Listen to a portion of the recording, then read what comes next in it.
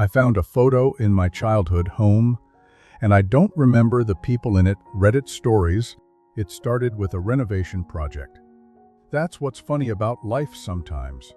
The things you think are routine can crack open a hole big enough to swallow everything you thought was true.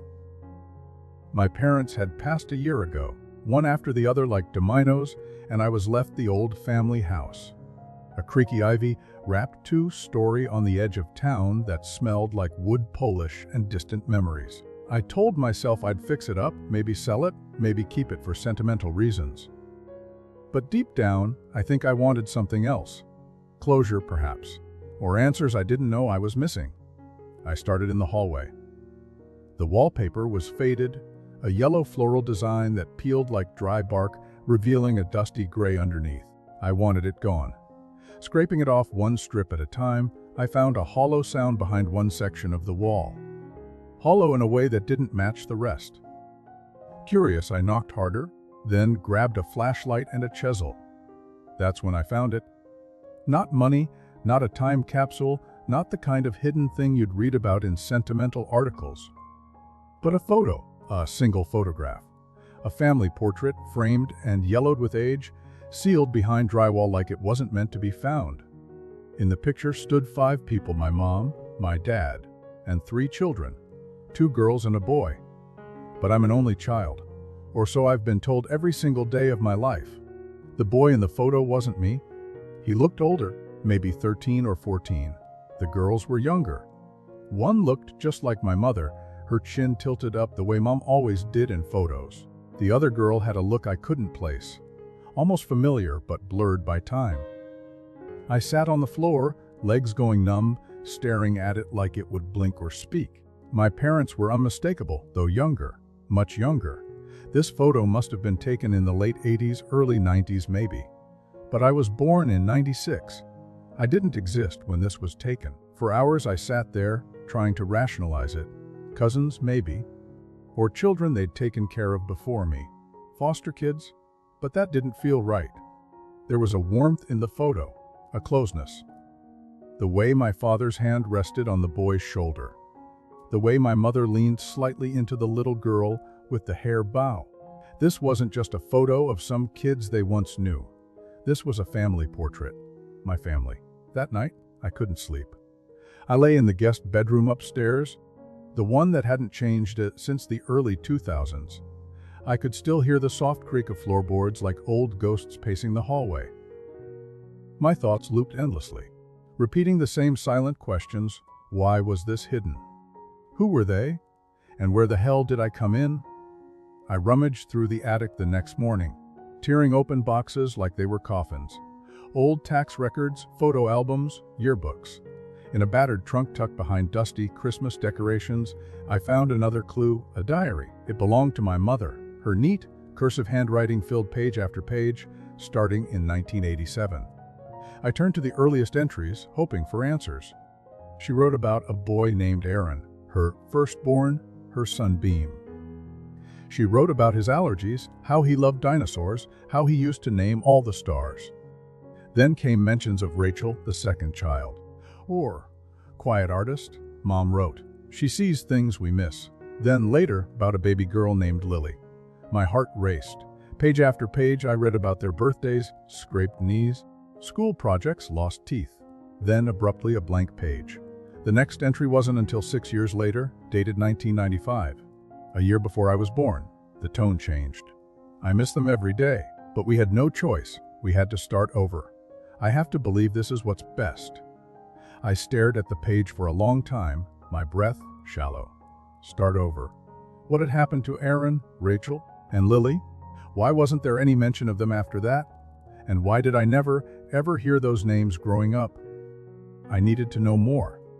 I drove to the local library, pulled up old newspaper archives, and started digging. I searched for our family name, the address, anything that could give me something concrete. And I found it. One article, buried in a back issue from 1992. The headline read, "Tragedy on the Ridge of 3 children feared dead in house fire." My house. I read the article over and over. The fire had started in the basement. Electrical. The parents, my parents, had been away for the night.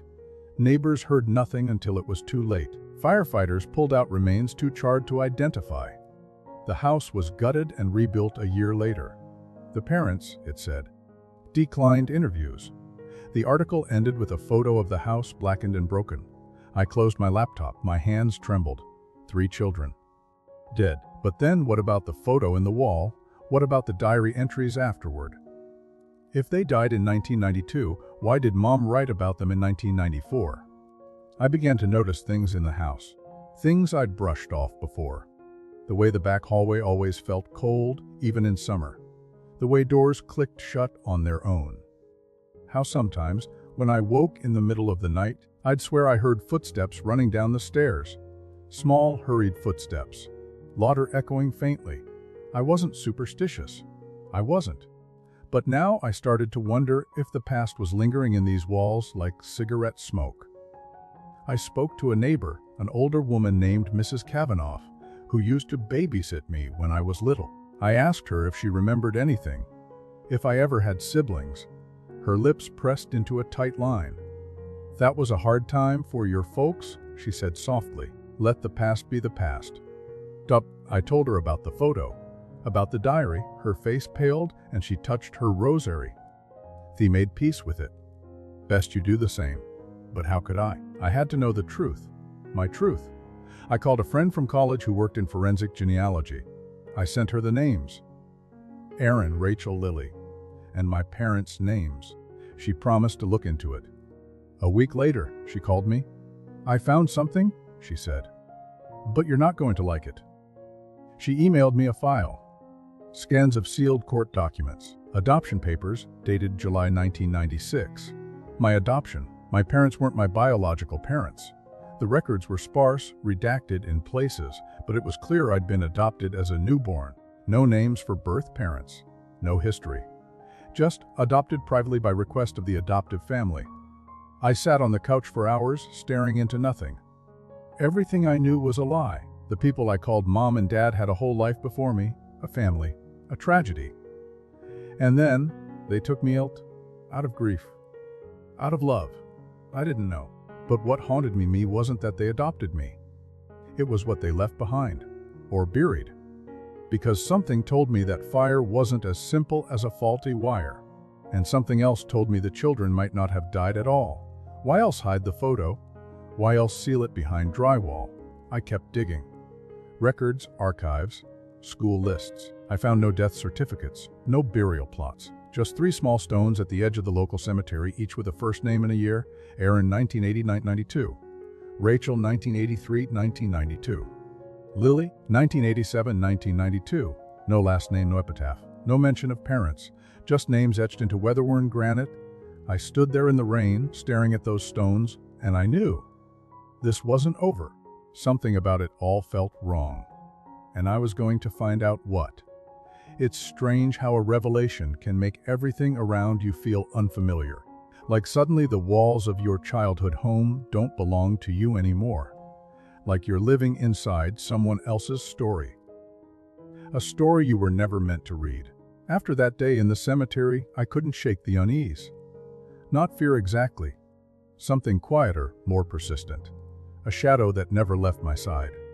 Back at the house, I found myself standing in front of the wall where I'd found the photograph, staring at it as if expecting it to offer more. I pressed my palms against the drywall, trying to feel for more hollow spaces. Nothing. But something about that spot still pulsed with presence. Not energy, not ghosts. Just a sense of being watched. I didn't believe in hauntings, but I couldn't deny the house had changed since I'd disturbed it. Or maybe it had always been like this, and I just never noticed. I started going through more of my mother's diaries. The one I'd found in the attic wasn't the only one. In her bedroom closet, hidden in a shoebox behind old scarves, were 4 more, each with its own year, each filled with thoughts I was never meant to read. And yet I did. I devoured every page, every scratch of pen, hoping for clarity. 1993 was the hardest. The year after the fire. That diary opened with a line I'll never forget. "The silence is unbearable." She wrote about empty chairs, About folding laundry she would never hand out again. About setting 5 plates out of habit and then staring at them until tears blurred her eyes.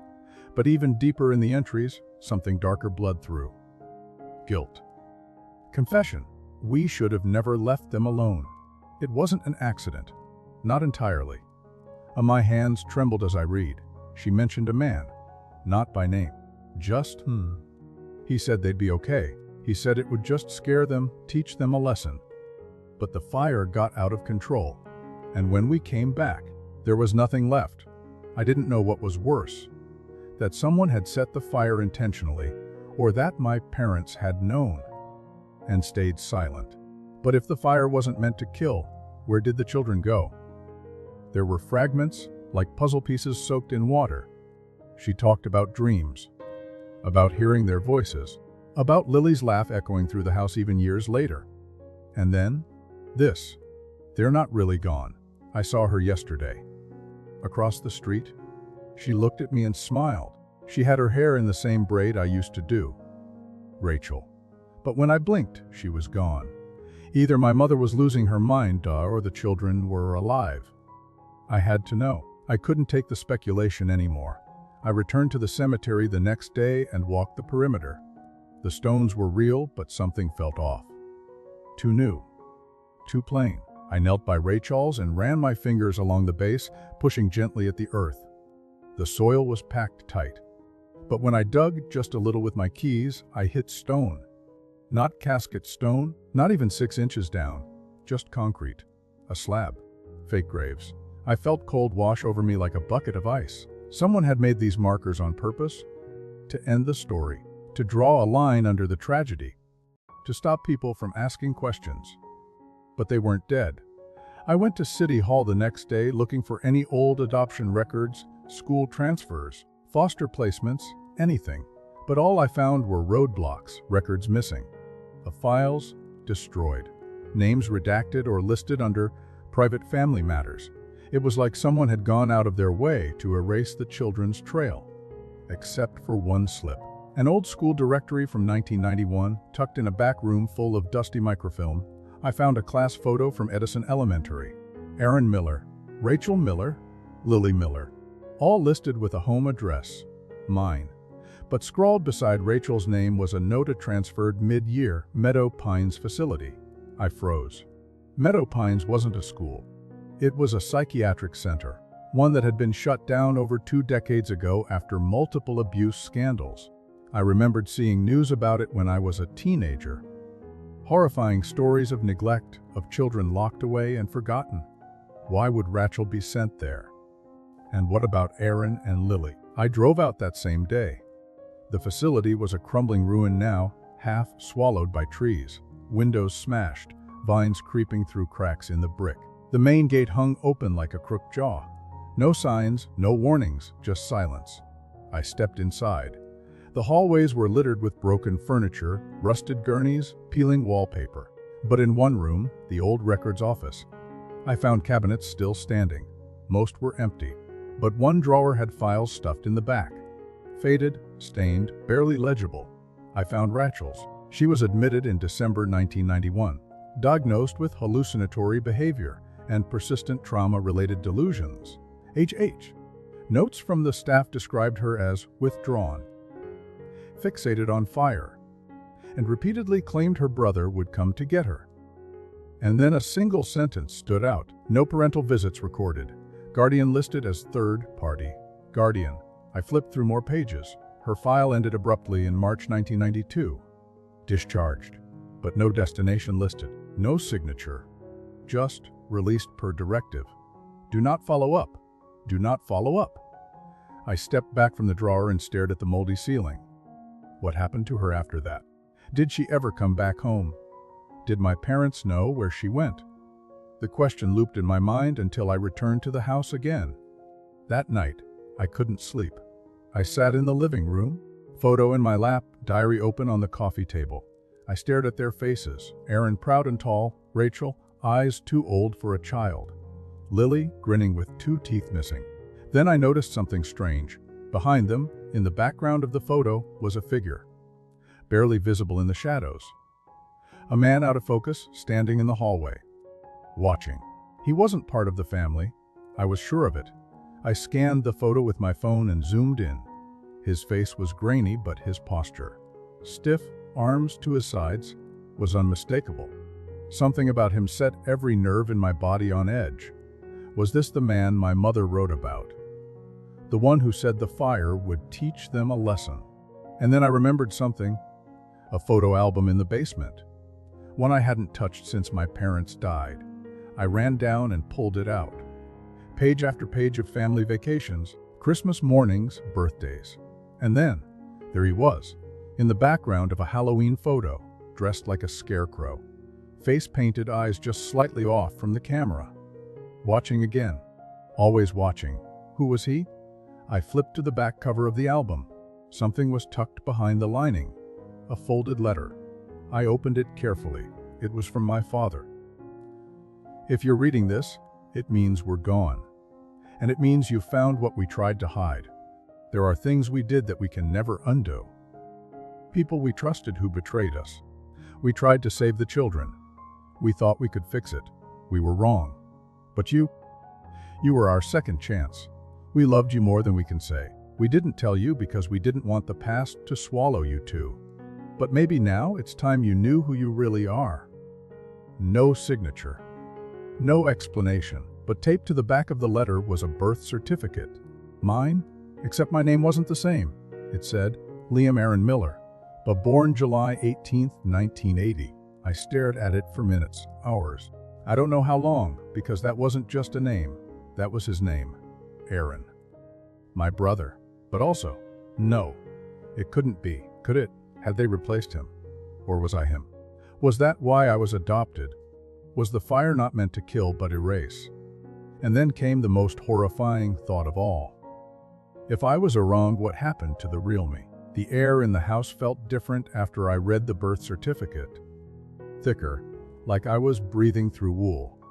The floorboards groaned louder, the walls seemed to lean in closer, and every shadow felt like it held a memory trying to claw its way back to the surface. I couldn't look at myself in the mirror. Not just out of fear, but confusion. Doubt.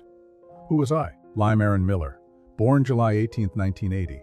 That would make me 45 years old, but I was 28. I had documents, IDs, school records, all perfectly consistent. But the certificate taped to the back of my father's confession said otherwise. I wasn't adopted as a newborn in 1996. I was born 16 years earlier, which, medically, biologically, visibly, made no sense. I even checked the scar on my arm from when I fell off my bike at age 9. It was there.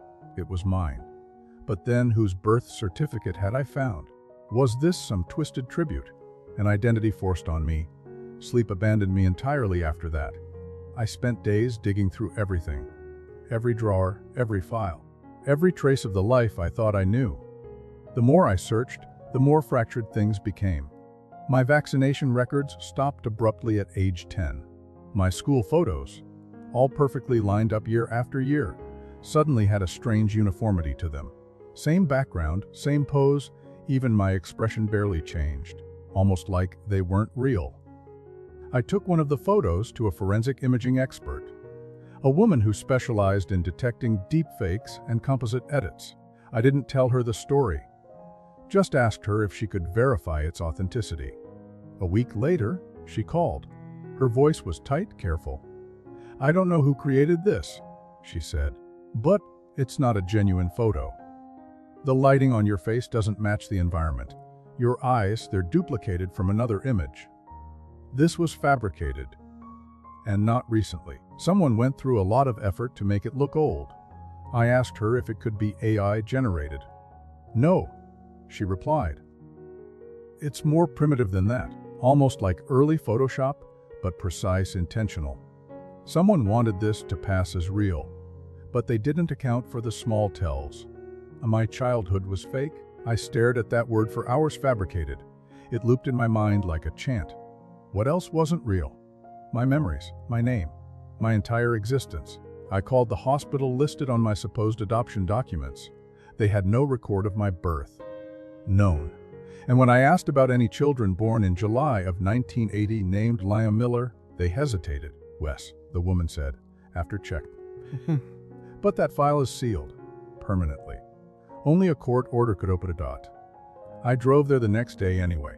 A nurse at the desk gave me a look I can only describe as haunted. When I showed her the certificate, she didn't ask for ID. She just stared at me like she was looking at a ghost. And then, without saying anything, she wrote a name and address on a sticky note and slid it across the counter. "I never gave you this," she whispered. The note had 2 words, Dr. Wells. Cabin. The address was several hours north, near a lake I hadn't been to since childhood. I packed a bag without thinking, filled the tank, and drove through a storm that seemed to chase me all the way there. The cabin was barely visible from the road, tucked between pine trees like it was hiding from time. The windows were boarded, but there was smoke rising from the chimney. I knocked. No answer. I knocked again. Still nothing. I tried the door. Unlocked.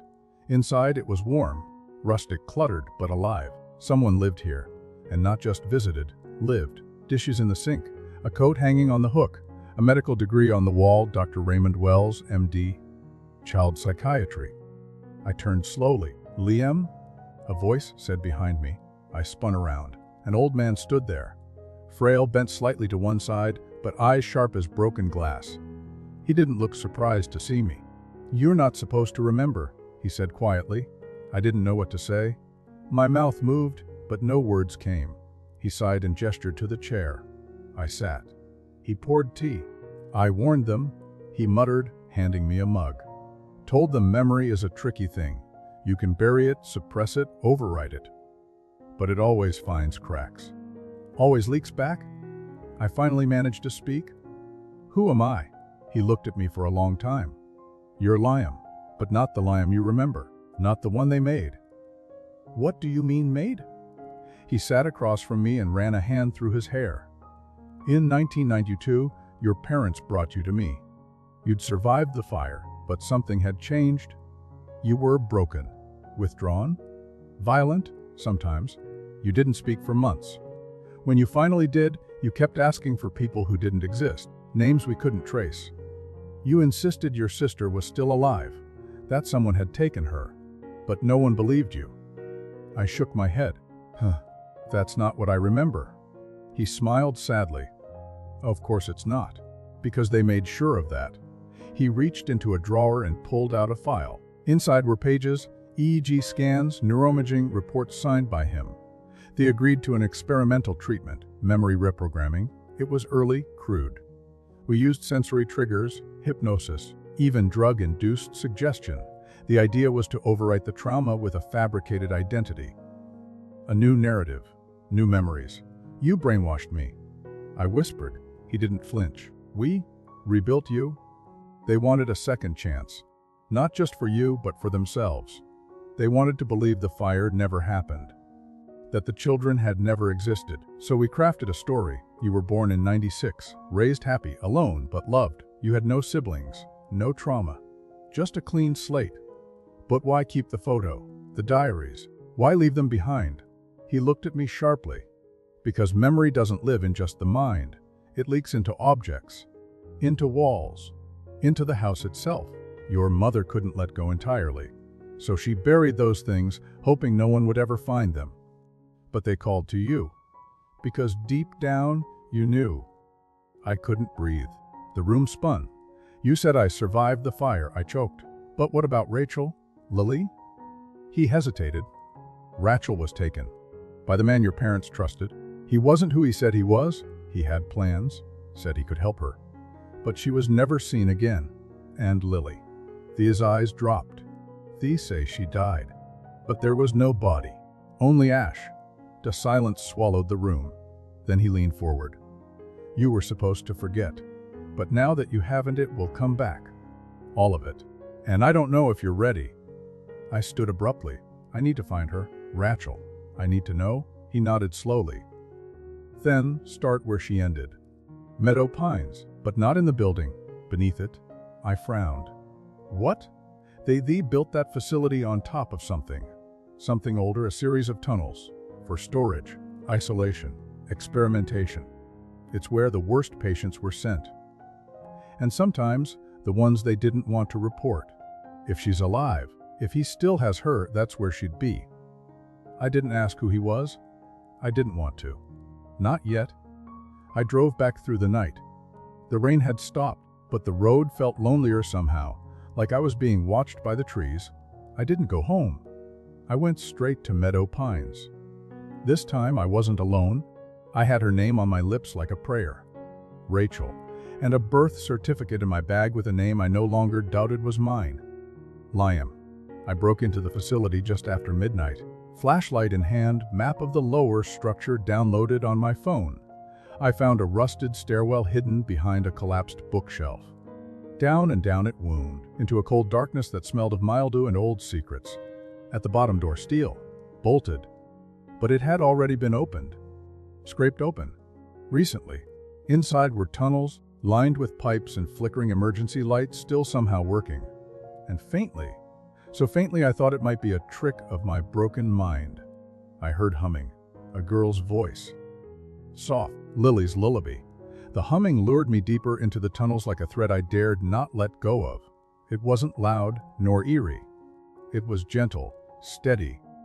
The kind of sound a child might sing to themselves when the dark gets too heavy. I recognized the tune instantly. A melody my mother used to hum when the lights went out during storms. A lullaby with no name, no words, just soft notes and a rhythm that lived in the corners of my memory. But it didn't belong to me. Not originally. It was Lily's. My mother had written it for her, and here it was.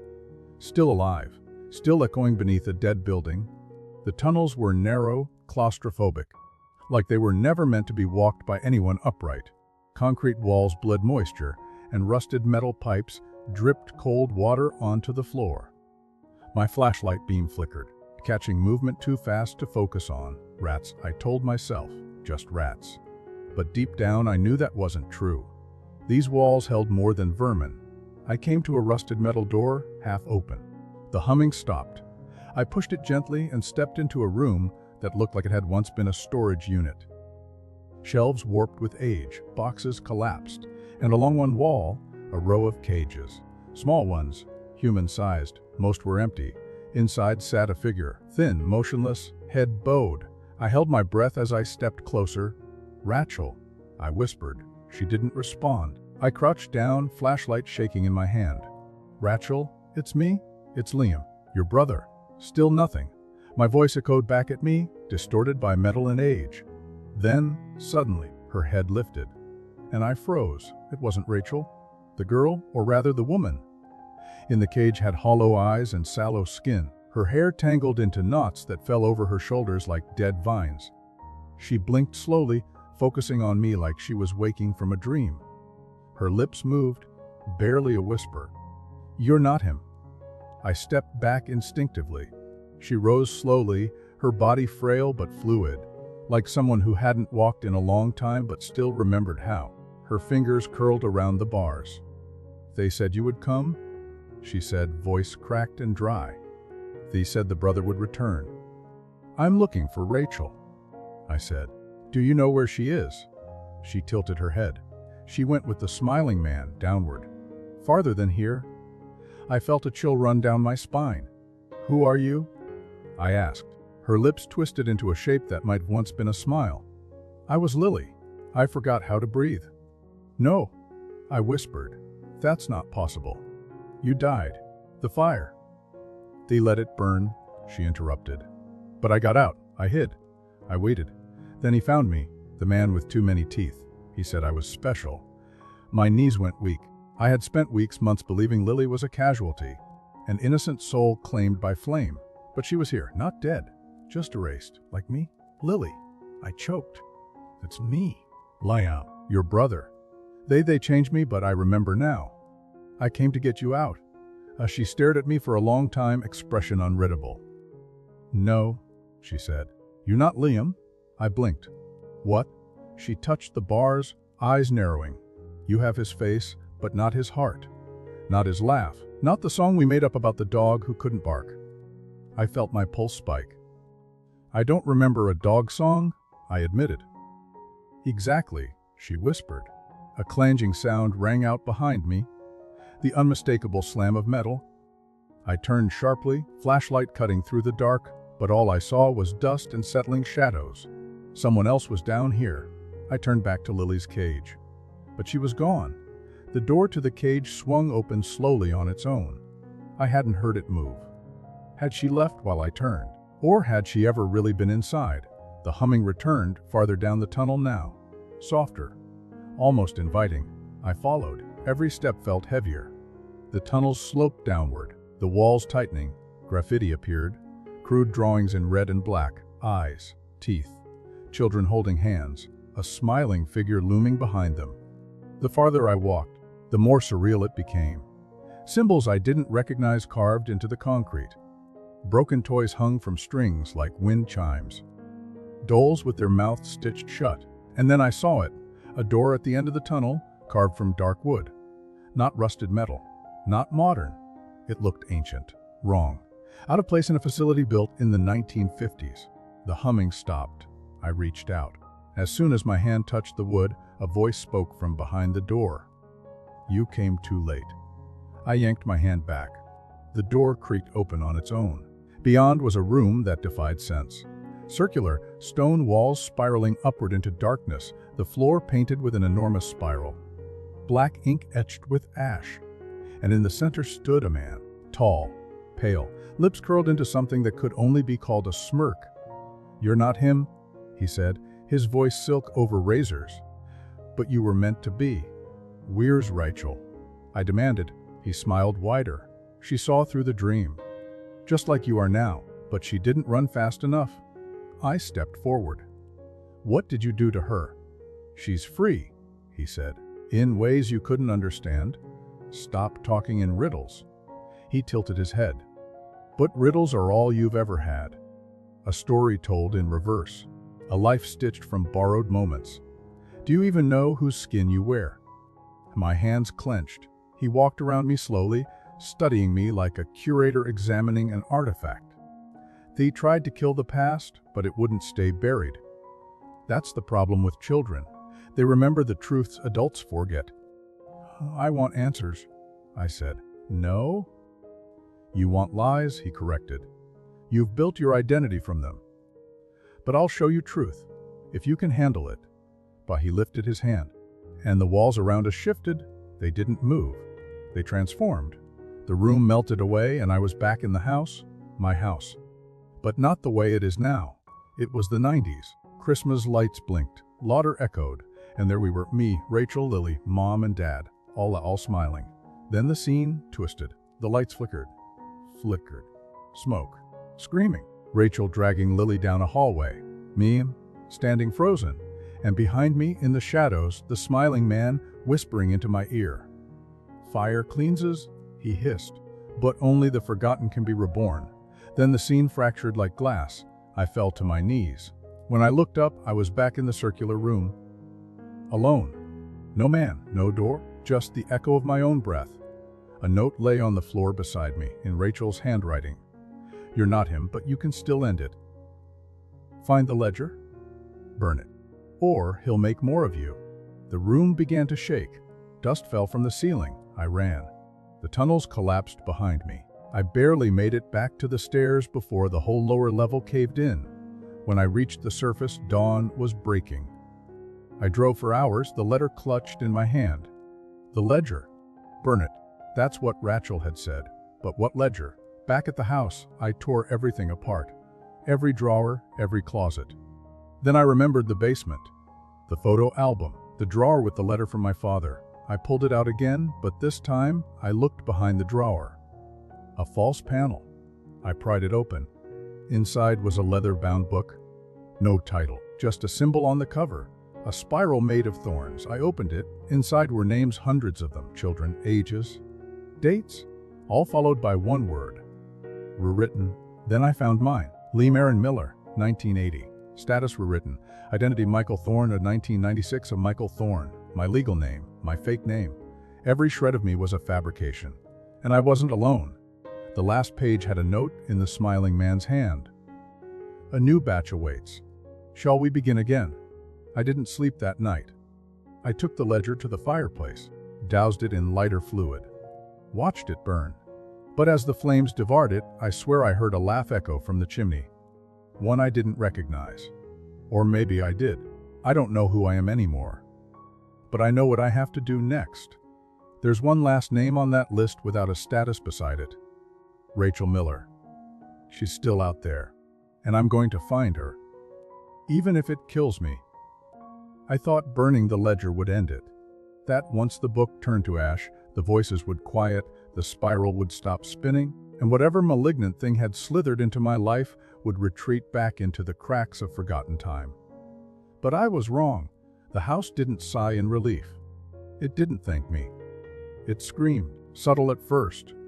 Doors creaking in patterns, windows fogging up from the inside, the lights dimming just a second too long every time I flipped a switch. Then came the dreams. Rachel. Always Rachel. But never whole. I saw her standing in the middle of the hallway, eyes stitched shut, holding Lily's hand. Her lips would part like she was about to speak, and then her jaw would dislocate, unhinging with a sound like splintering wood, and from within came static. Not words, but noise. Behind her, the smiling man watched with his wide grin, and in his arms he held a baby with no face. I'd wake up gasping, soaked in sweat, heart pounding so hard I felt it in my gums. It wasn't over. Not even close. The day after I burned the ledger, I received a package on the front porch. No return address, no postage, just a box. Plain, damp around the edges, as if it had been buried for a long time and recently unearthed. I brought it inside with trembling hands and placed it on the kitchen table. For a long time, I didn't touch it. Just stared, but curiosity always wins in the end. Inside the box was a VS tape and a folded slip of paper. I unfolded it carefully. 3 words. She remembers you. I didn't have a VS player. Who does anymore? But I remembered the old combo unit my dad kept in the garage. He was convinced some things should never be thrown out.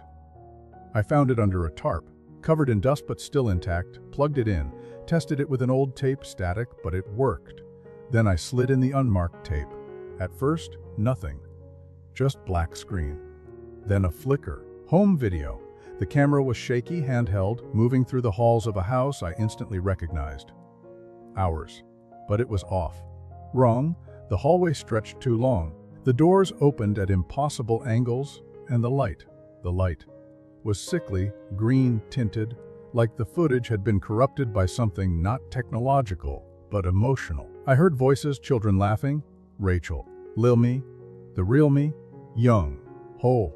Before the rewriting, the camera entered the living room, where the 3 of us were playing a board game on the floor.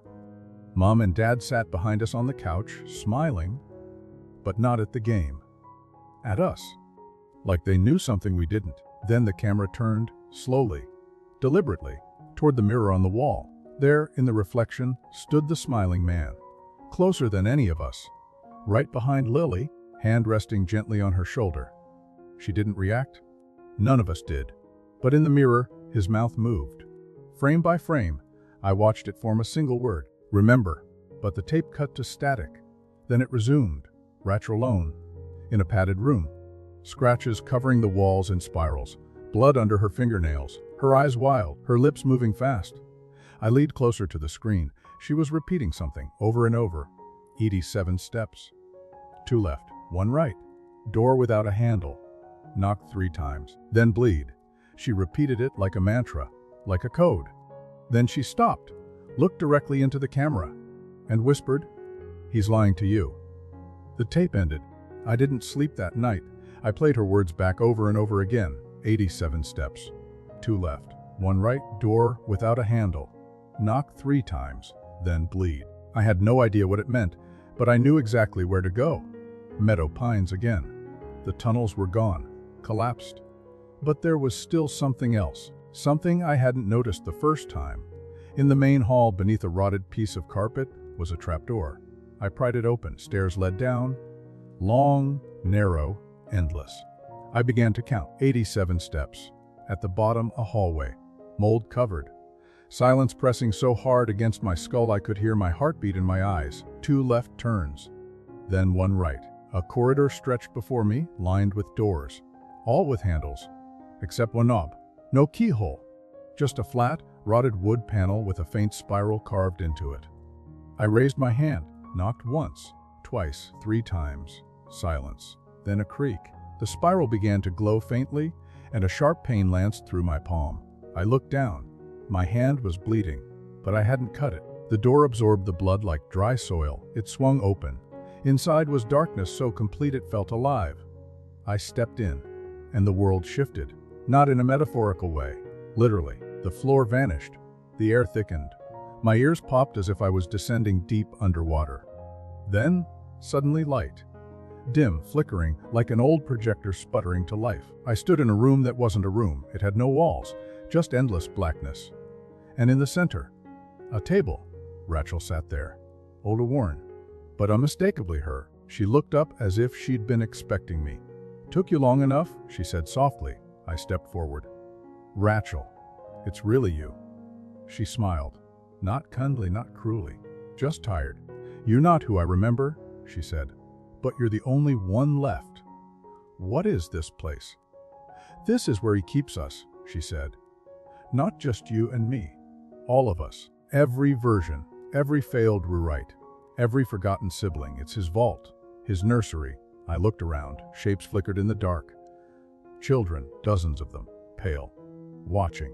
"Why?" I whispered. "Because we're his stories," she said. "And he's addicted to the rewriting. The spiral never ends, unless someone stops it." Well, I burned the ledger, but she laughed. Dry and bitter. That was his decoy? A souvenir. The real one is inside him. It is him? I stared at her. Then how do we stop him? She stood slowly. "There's a reason he's never rewritten me," she said. "He can't. I remember everything. And that's the key." "Remembering?" I asked. She nodded. "He survives because people forget. He's not a demon. He's a virus in memory. A parasite in narrative. You burned the copy. Now you burn the original." She handed me something, small, old, its blade etched with symbols that made my skin crawl. "He'll come," she said. "He always does when someone finds me." As if summoned, the darkness around us trembled. The air turned metallic, thick with static. And then, he arrived. Not with footsteps, not with fanfare, he simply was, the smiling man. But this time, his smile faltered. "You remember too much," he hissed. "You erased me," I said. "I perfected you." He snapped. He lunged. I raised the blade. It burned in my hand. Not hot, but cold. So cold it sizzled against my skin. And when I drove it into his chest, he didn't scream. He shattered. Like glass hit by lightning. Light exploded in every direction. And then, silence. When I woke, I was lying on the floor of my childhood bedroom. Sunlight streamed through the window. The house was clean, alive. Birds chirped outside. I stumbled downstairs. My mother stood in the kitchen, alive. Laughing, Lily and Rachel ran past me, chasing each other. My father looked up from the couch and smiled. Morning, sleepyhead. I stared at them, confused, hopeful, terrified. Was it over? Was this real? Then I looked in the hallway mirror and saw the spiral, still faintly pulsing behind my eyes. The smiling man was gone. But the story wasn't finished. Not yet. They say the mind is a house, with rooms locked off until memory finds the right key. But what if someone else holds those keys? What if the walls have been quietly rearranged while you slept, and the mirrors show only what someone wants you to see? I stood in my childhood kitchen, watching my mother stir pancake batter while sunlight danced through lace curtains. The air smelled like vanilla and cinnamon, and my sisters, were laughing in the living room, their voices echoing like wind chimes from a dream I had long forgotten. My father sat nearby, reading the paper, humming an old song under his breath. It was perfect. Too perfect. For a moment, I allowed it. I walked barefoot across the warm wooden floor. I touched the walls, ran my fingers along the doorframe where my height had been marked in fading pencil lines. Each mark was a year. Each year was a memory. And yet, I remembered none of them. The photo was still there, framed in the hallway. The same one I found hidden in the wall. Only now, I was in it.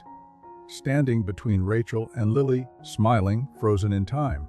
I stared at it too long, long enough to feel the itch of unreality behind my eyes. The longer I looked, the more the background shifted. The wallpaper warped. My smile twitched. Rachel's eyes, once fixed forward, now seemed to glance sideways toward me. Watching, waiting. Something was wrong. I went upstairs to my bedroom. The door creaked in the exact tone I remembered from childhood. High and soft, like a violin string. I stepped inside and everything was where it belonged. My baseball glove on the shelf, the red lava lamp on my desk, the glow in the dark stars on the ceiling spelling out Liam's universe. My heart twisted at the sight. I wanted this to be real so badly, but it wasn't. This world, this dream was too seamless. There were no creaks in the floor, no dust in the corners, no fading in the wallpaper. The house had been rebuilt in memory's image, not reality's. And somewhere deep inside, I knew I never made it out of the tunnels. The moment I drove the blade into the smiling man's chest, everything had collapsed. Light, noise, static, and then I woke up here. A place shaped by my longing, a trap. I walked to the mirror. My reflection blinked a beat too late. Behind my eyes, the spiral pulsed faintly. It hadn't left. It had simply adapted. I turned sharply as Rachel stepped into the room. "You're figuring it out," she said softly. I nodded. "It's not real, is it?" She walked to the window, parting the curtain. Outside, the trees swayed in perfect rhythm. Not a leaf out of place. "No, but it's not a lie either." "What do you mean?" She turned to face me, her expression unreadable. "This place? Its memory stabilized. Your mind rebuilt it the way it wanted to remember. The smiling man's hold is gone, but the echo remains. His power was rooted in manipulation, in narrative control. But when you killed him, you collapsed the structure that held all of us. Some didn't survive, others drifted. We were scattered like pages from a torn book. Then why am I here?" "Because you're the final page," she said. "The last rewrite. You carried all the threads. Our memories, his spiral, the ledger's truth. You became the Vaak." "No, I destroyed the ledger, Ba." "You destroyed a ledger, but not the story. And that's what matters? The spiral. The story. Me, it was never about one man, one family, one tragedy. It was about the narrative itself. The compulsion to reshape, to revise, to erase and begin again. The smiling man had been its face, but not its origin. I had taken that into myself when I ended him. Then how do I stop it?" I asked. Rachel's eyes softened. "You don't. Stories don't end. They're passed on. But you can choose what kind of story you become." The room trembled faintly, as if the foundation itself was listening. A wind rose outside, despite the windows being closed. Lily appeared in the doorway, clutching a small music box. She smiled at me. Not the unsettling smile I remembered from the tunnels, but something purer. Familiar. "I kept it safe," she said, holding out the box. I opened it. Inside was a photo. Not the one from the wall. A new one, all three of us, older, at a lake I didn't remember visiting. We looked happy, real. "What is this?" I asked. "It's what could be," Rachel said.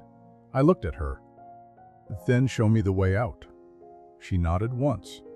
Then gently she placed her hand on my chest, over my heart, and whispered something I couldn't understand, a phrase in a language that felt both ancient and intimate. The spiral behind my eyes throbbed once, then unraveled, and the world blinked. I woke up in a hospital bed, alarms beeping, monitors humming. A nurse at my side gasped when she saw my eyes open. "He's awake," she whispered. After all this time, doctors flooded in. Tests, lights, questions I couldn't answer. How long had it been? A month. 43 days in a coma. Found collapsed outside the ruins of Meadow Pines. They told me I was lucky. That someone, an anonymous caller, had reported a man wandering the woods in shock, covered in blood and soot, carrying an old knife. I said nothing. After discharge, I returned home. Not to the old house. It was gone, leveled by the city, condemned. But I found an apartment, quiet and small, where I could rebuild in peace. For a while, I did nothing but stare at walls and wonder if they would open up and speak again. They didn't. But the dreams never stopped. Rachel, Lily, the tunnels, the door without a handle. Sometimes I'd find a drawing in my notebook I didn't remember making. Spirals, eyes, children holding hands. Sometimes my reflection would smile a second too long. But I stayed anchored until the day I received another package, smaller this time. No return address. Inside, a music box. The same one Lily had handed me in the dream. It played the same lullaby. And beneath it, a notic, "The spiral doesn't end. But now you're the author." I looked in the mirror. The spiral was gone, but in its place was a pen, held in my hand, uncapped, waiting. I finally understood. I wasn't a victim, I was the storyteller now. So I opened my notebook, and I began to write, not to forget, but to remember, to tell their story, Rachel's, Lily's, mine, and to make sure that when the spiral came again, as it always does, someone else would know how to find the door and which way to bleed. Enjoyed the video? Give it a thumbs up, subscribe to the channel, and tap the bell so you never miss an update.